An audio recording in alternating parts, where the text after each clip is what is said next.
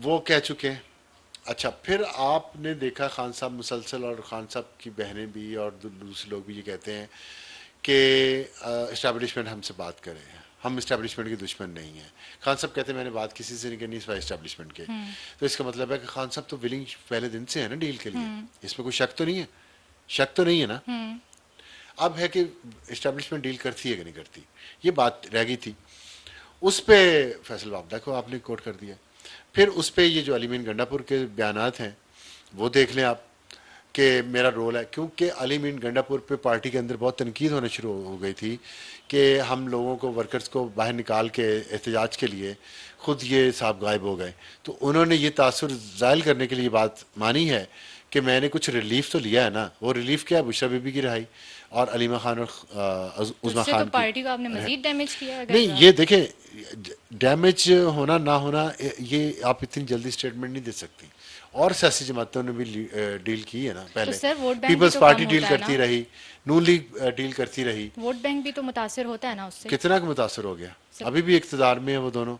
PTI भी आ जाएगी। PTI को ये तो समझ आती जा रही है ना कि इक़्तिदार का रास्ता गेट नंबर 4 से जाता है, जो शेख रशीद ने समझाते वेरी रहे। अनफॉर्चुनेट। देखें, ख्वाब टूटते हैं ना तो उसकी आवाज़ नहीं आती, और ना ही ख्वाबों की किरचियाँ पाँव में चुभती हैं।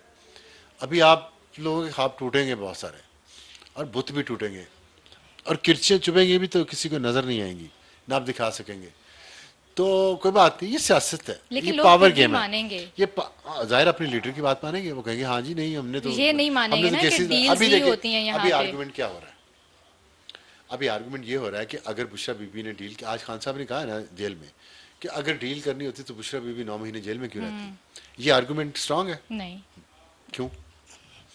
इन इटसेल्फ ही ये एक अजीब सी थैंक यू वेरी स्टेटमेंट है। मच।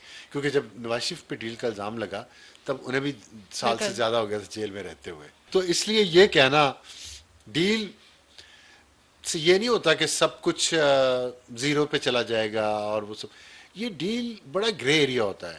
आप, और ये भी होता है ये सीज फायर हो कुछ अरसे के लिए, ये बहुत बड़ी पॉसिबिलिटी है। और इसीलिए मैंने कल आपको कहा था कि एक केस से ये जुड़ी हुई है। वो भी मैंने पूछना है आपसे। मैं आपको बताऊंगा कि किस केस से खान साहब ने जो गारंटी दी है बिहेव अच्छा करने की, किस चीज़ से जुड़ी हुई है।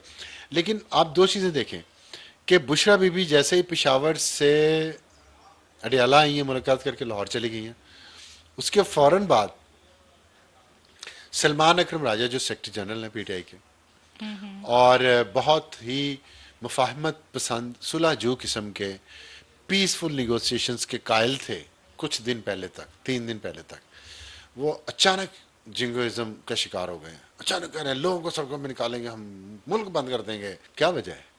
अचानक क्यों हुआ ऐसे? ये क्यों अचानक क्या फितरत तब्दील हो गई है? सलमान अकरम राजा सब वकील हैं, वकीलों की तरह सोचते हैं, वकीलों की तरह बिहेव करते हैं। वो एक टिपिकल गली के गुंडे या सियासतदान टाइप तो नहीं है कि मैं लोगों को ले।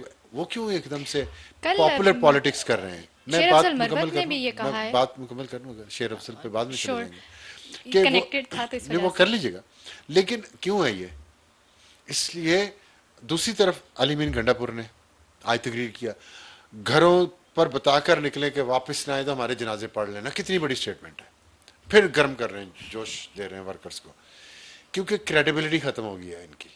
जो लीडरशिप बाहर है इस वक्त पीटीआई की, उसकी क्रेडिबिलिटी खत्म हो गई है वर्कर्स और सपोर्टर्स में। उसको बहाल करने की कोशिशें हैं ये दोनों साहब। पहले अली मीन का भी आपने जिक्र किया, क्रेडिट ले रहे थे डील का, रिलीफ दिलवाने का बुशरा बीबी को और अलीमा खान को, और अब कह रहे हैं जी हम निकलेंगे और जनाजे पड़े हमारे।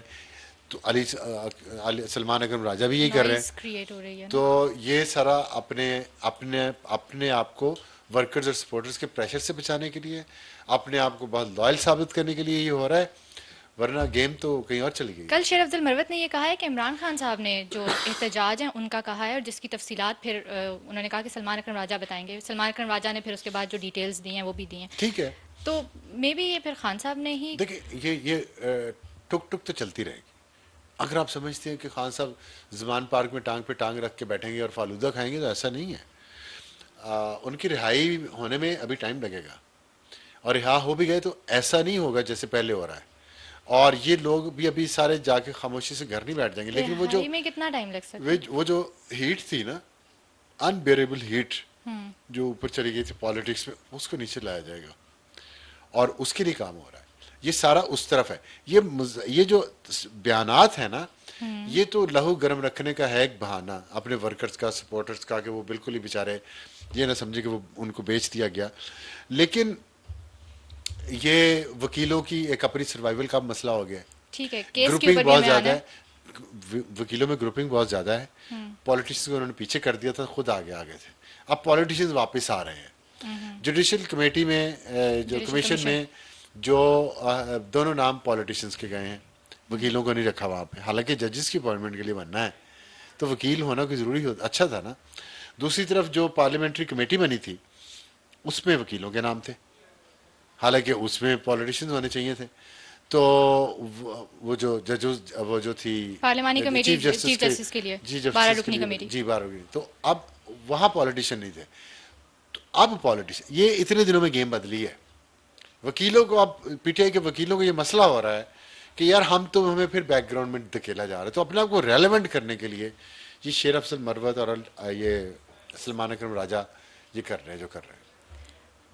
जो केस था, आपने कल से हुक किया हुआ है कि इमरान खान साहब के खिलाफ एक स्ट्रॉन्ग केस है जो कि जिसको रखा जाएगा उनके बाद में भी पकड़ करने के लिए।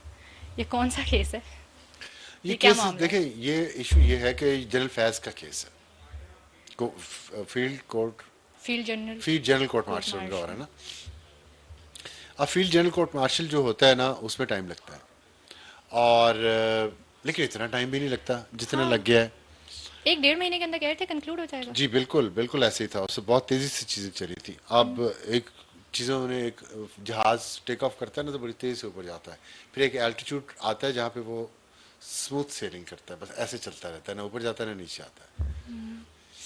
तो मेरे ख्याल में मैंने आपको स्मूथ खबर सेलिंग हो बता रही दी। है। तो अभी जो है तफ्तीश बहुत ज़्यादा हुई है फैज साहब की, और फैज साहब, ये जो एक केस नहीं है टॉप सिटी का जिसके तहत उन्हें गिरफ्तार किया गया था, ये जो टिप ऑफ द आइसबर्ग है जो अब तहकीकात में बातें सामने आई हैं।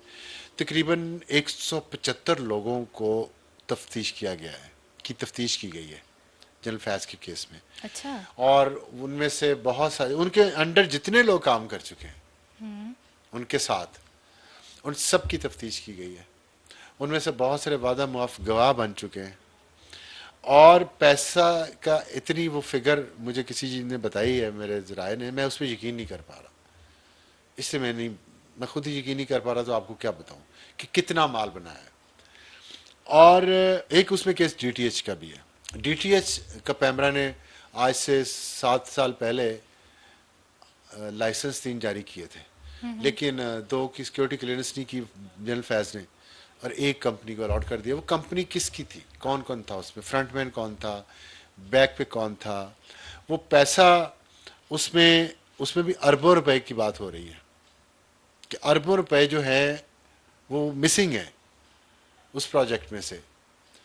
और वो प्रोजेक्ट में जनरल फैज का इंटरेस्ट क्या था, जनरल फैज से पहले जनरल जहीरुल इस्लाम का इंटरेस्ट क्या था उसमें, इन पहलुओं पे तहकीकात हुई है। और बुलाया गया है उस कंपनी के जो फ्रंट मैन है, जो फ्रंट पे रह के बाकी सारे काम करते हैं ना, उनको बुला के उनकी भी तफ्तीश हुई है। ये मैं और 3 बिलियनर्स को जानता हूँ पाकिस्तान के, जिनको बुला के पूछा गया कि उनके साथ क्या मामला थे, माली भी और पेशा वराना भी जनरल फैज के। पेशा वराना से मुराद है बिजनेस के, ये डीटीएच भी बिजनेस का मामला था ना। पैसा सरकार का जा कहाँ रहा है, लगा कौन रहा है, खा कौन रहा है, निकल कुछ नहीं रहा बीच में से। तो अगर टैक्स पेयर्स का पैसा इस तरह इस्तेमाल होना है तो उसका हिसाब कभी ना कभी तो होना ही है ना। तो अब घबराना नहीं चाहिए, हिम्मत कायम रखनी चाहिए।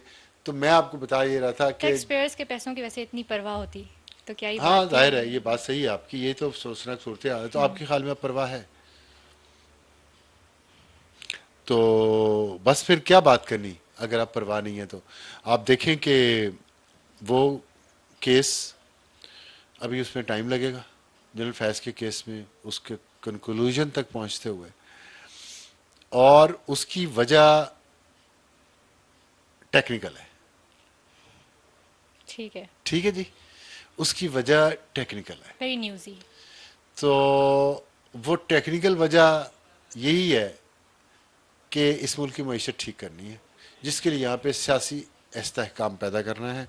सियासी इस्तेहकाम पैदा करने के लिए पीटीआई को पार्लियामेंट्री सियासत की तरफ लाना है और रोड्स की सियासत, हंगामे की सियासत, तशद्दुद की सियासत को कुछ अरसे के लिए बुलाना है। तो कौमी मुफाद में वसीदर। कुछ बिलियन डॉलर्स इधर उधर हो जाएं तो क्या फ़र्क पड़ता है। और ऐसे लोगों को अगर आप वो कहते हैं सर पे लटकती तलवार, बाज हालात में सर पे लटकती तलवार बेहतर होती है कि उस तलवार से वार किया जाए। बाहर किया जाए। तो वो ठीक है, सर पे आई थिंक लटकती हमने तलवार जो है ना, वो खान साहब और उनकी डील के ऊपर लटकती रही। हमने कोशिश की है आज काफ़ी सारी क्लैरिटी देने की कि डील हो रही है या नहीं हो रही है, ये चीज़ होती कैसे है। एक्चुअली जो लोग बिलीव करते हैं कि खान साहब डील नहीं करेंगे, तो उनके लिए भी बड़ा कुछ कहा है आज हमने।